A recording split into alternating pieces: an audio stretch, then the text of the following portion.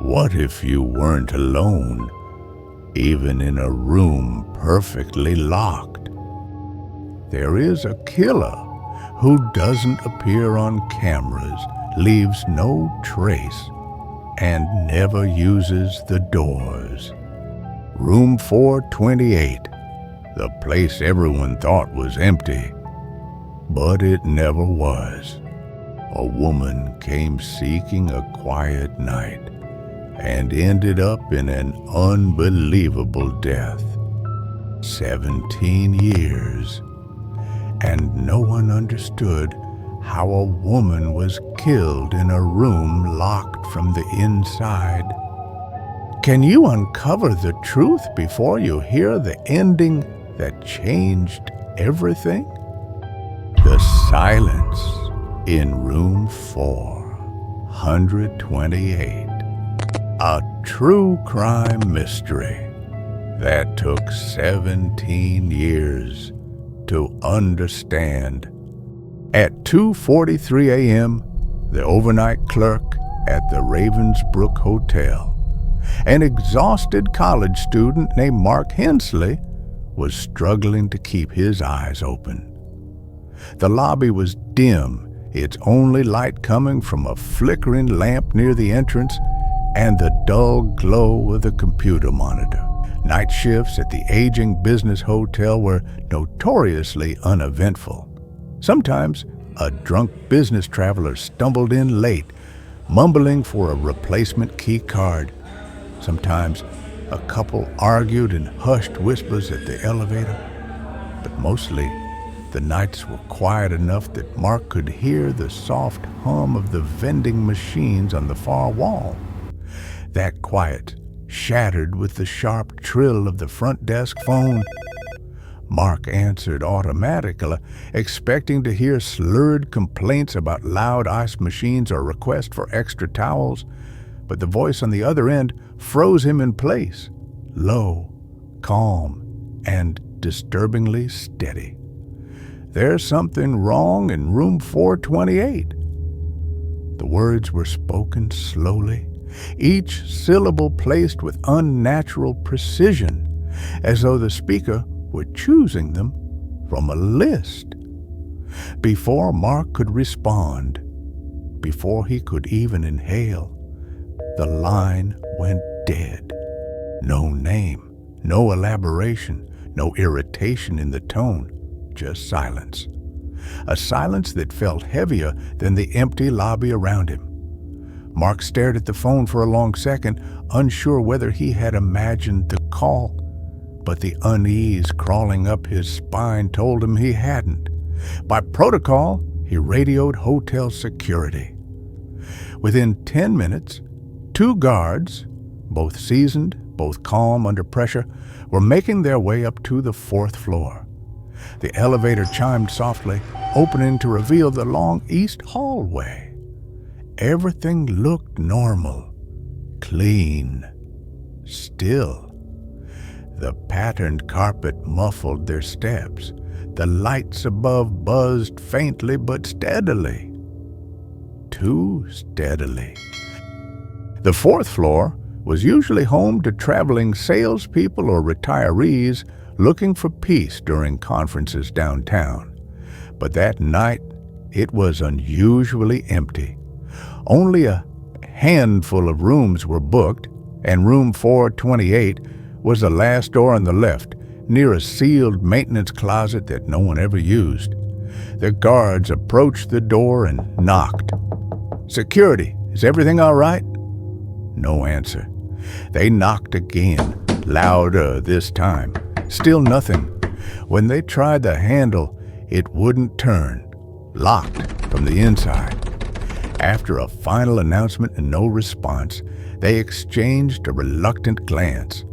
One of them stepped back, braced his leg, and slammed his shoulder into the door. The frame splintered. The door burst inward, and they froze at the threshold. Room 428 was dark, the curtains drawn tight, even though the city lights outside usually seeped through the fabric. The air felt unusually cold, heavy, stale, like it hadn't been breathed in for hours. And on the floor, near the foot of the bed, was the silent, motionless body of a woman. It would take authorities nearly 20 years to understand what had happened in that room. At least, the parts they were willing to admit. Her name was Laura Mitchell, 34, professional, unremarkable to most who met her. She lived her life in spreadsheets, forecasts, quarterly reports. Her co-workers described her as dependable, focused, nice but private. She never raised her voice in the office, never stayed late for drinks, never caused trouble. But the camera footage from October 11th, 2004, at 6:17 p.m., showed a woman who looked like she hadn't slept in days. Laura approached the front desk wearing a beige coat that hung loosely around her frame, as if she had lost weight recently. A simple black suitcase rolled behind her. Her eyes darted around the lobby, not frantically, but with the alertness of someone scanning for danger she couldn't fully articulate. When the clerk asked how he could help, she swallowed, steadied her voice, and said, "Is the room quiet? Not clean, not spacious, not close to the elevator, just quiet." The clerk, unaware of the weight behind the question, simply nodded and offered her room 428, a corner room, far from foot traffic, with no reservations on either side.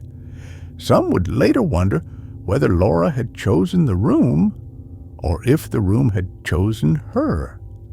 Camera footage showed her walking down the long hallway alone. She paused once near the end, glancing over her shoulder, staring back toward the elevator as if she expected someone to emerge. Then she turned, unlocked the door to room 428, and stepped inside. What no one knew at the time, not her sister, not her co-workers, not the police, and certainly not the hotel staff, was that Laura had checked in that night because she believed someone had been inside her home more than once, and she believed that someone had followed her. At 8:54 p.m., Laura called her sister, Emily. The conversation was short, but the tension behind her words lingered long after the line disconnected. According to Emily's later testimony, Laura's voice trembled, not dramatically, but with the restraint of someone who had been holding fear inside for too long.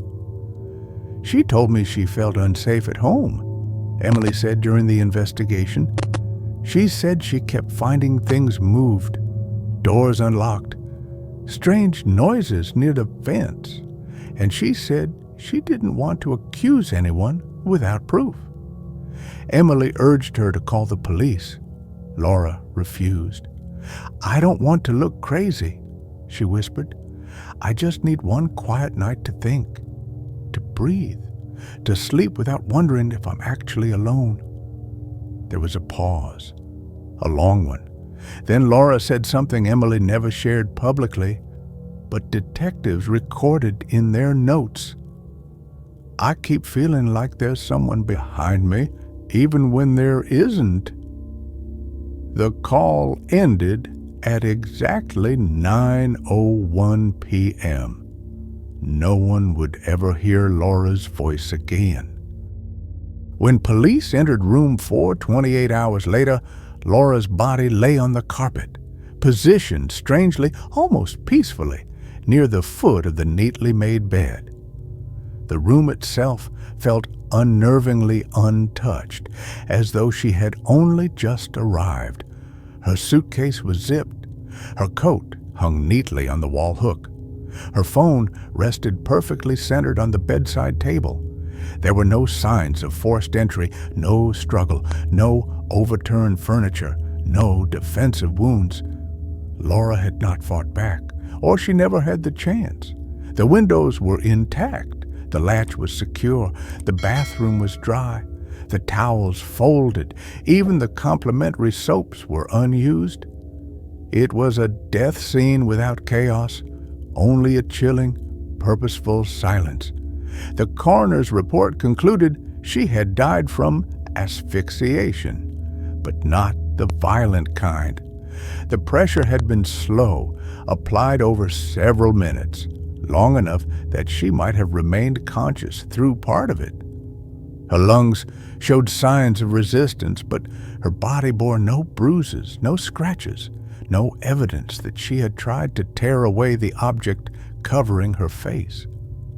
It was as if she wasn't aware she was dying until it was too late, or worse, as if she'd been unable to move, unable to see, unable to scream. Detectives pored over hotel security footage for days. They saw Laura enter room 428. They never saw her leave, and they never saw anyone else enter. The hallway remained empty from 9 p.m. until security arrived hours later. No shadows crossed the frame. No doors opened or closed. No sound was captured.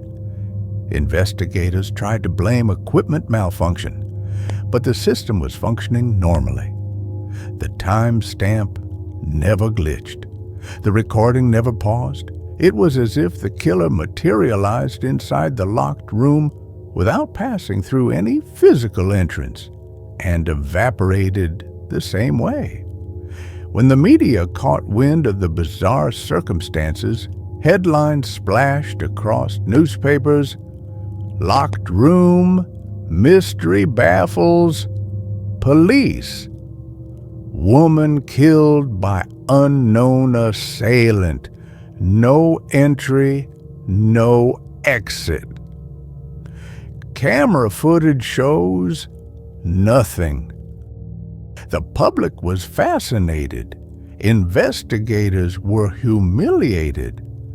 And after several months with no evidence, no witnesses, and no leads, the case slid quietly into the cold files, unsolved, uncomfortable, unexplained. For years afterward, room 428 sat unoccupied. Staff avoided it. Guests who accidentally booked it asked to be moved within hours, complaining of cold air, strange shadows, or the unsettling feeling of being watched. Housekeeping was eventually instructed not to enter unless absolutely necessary. But one housekeeper, Martha Collins, later revealed something the original detectives dismissed as superstition. "Whenever I cleaned that room," she said in a recorded interview, "the bathroom mirror was fogged, even when the room hadn't been used for days, sometimes weeks. There was no humidity in the room, no shower running, no explanation, just a mirror that looked like someone had been standing there, breathing." The hotel eventually gave up trying to rent the room. They locked it, sealed it, and left it as a silent void on the 4th floor.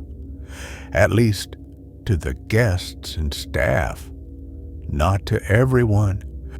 In 2021, the Ravensbrück Hotel was sold to a development company eager to modernize the aging structure. Renovations began floor by floor, with construction crews tearing out old appliances, replacing outdated wiring, and opening walls to install new plumbing. When they reached room 428, demolition workers removed the bathroom mirror. Behind it, they didn't find drywall. They found a hollow cavity, a narrow enclosed space no wider than a coffin, stretching vertically along the wall, a space that should not have existed in the building schematics.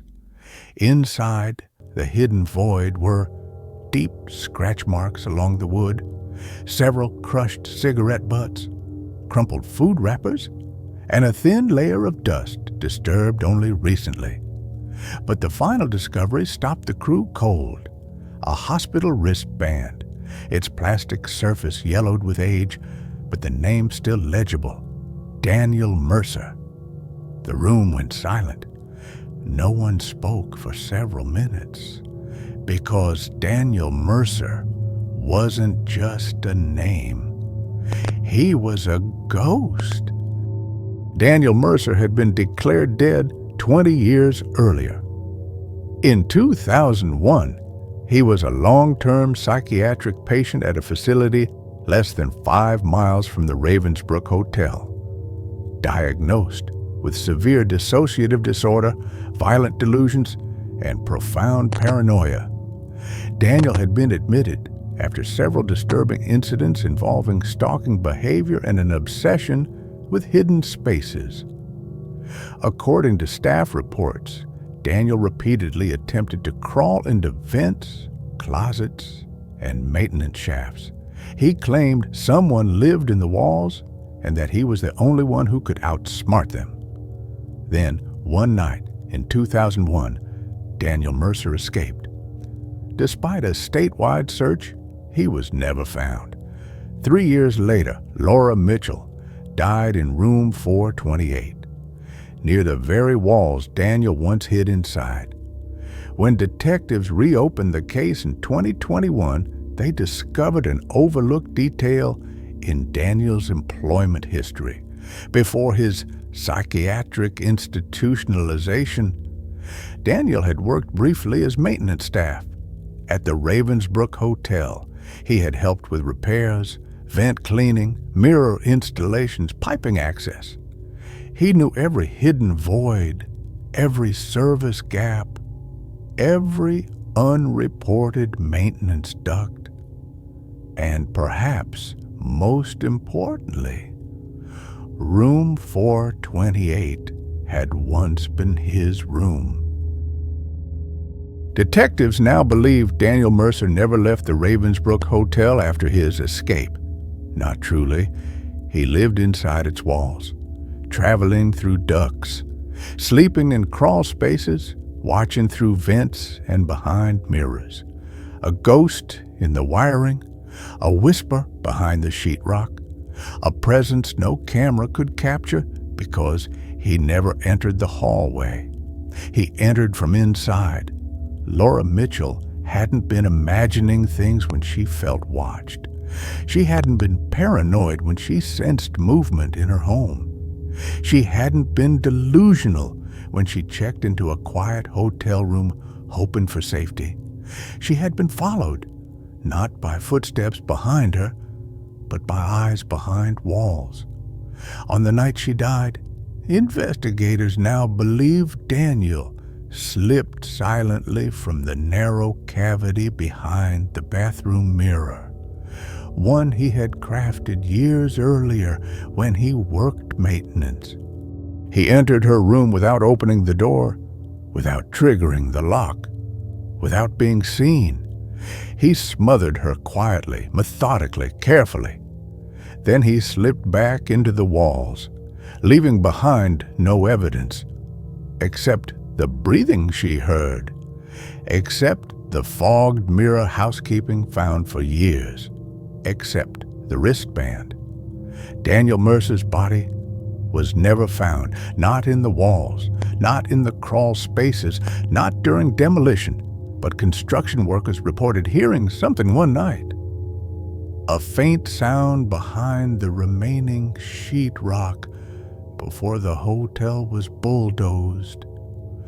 A slow, steady scratching, as if someone were trying to get out, or trying not to be found.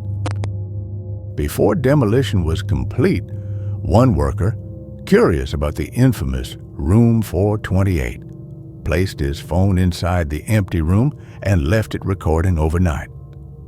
The next morning, he retrieved it. Most of the audio was silence, until timestamp 3:12 a.m. A soft, deliberate inhale, breathing, followed by a whisper so faint it required digital amplification. She finally noticed me. The source of the voice was never identified. The case was closed again, this time labeled solved. But no one, neither investigators nor the construction crew, can explain how Daniel survived undetected for nearly 2 decades, or whether he ever truly left the walls, whether he left the city, or whether he left at all.